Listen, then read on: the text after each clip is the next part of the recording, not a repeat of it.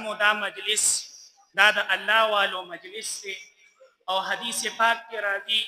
هم الجلساء لا يشقى بهم جليسهم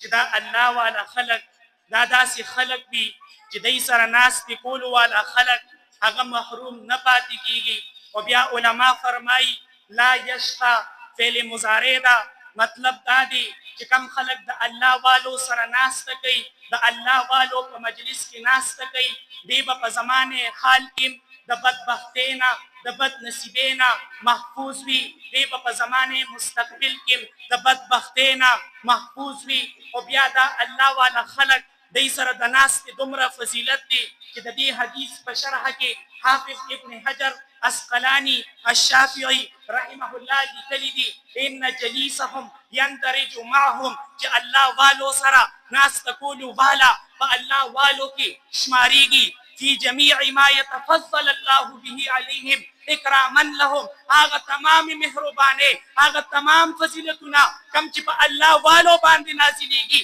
کم خلک چې د الله والو په صحبت او مجلس کې ناس وي هغه باندې هغه برکتونه هغه رحمتونه هغه مهربانه الله رب العزت نازلې.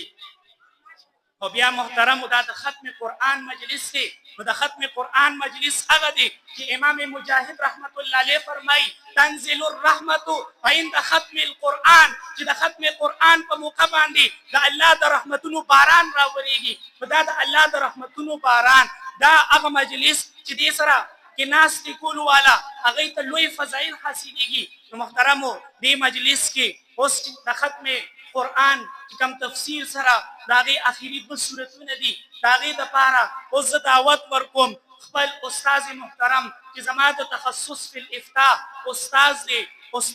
استاد الحديث استاد العلماء د جامع ابو هريره د ټولو لوی او مشر شیخ الحدیث حضرت مولانا مفتی عبدالصبور صاحب دامت برکاتهم تا چغوی راشي او استاد وړاندې د قران کریم د اخیری دو سورتونو تفسیر او واعظ او نصیحت هغه فرمایي.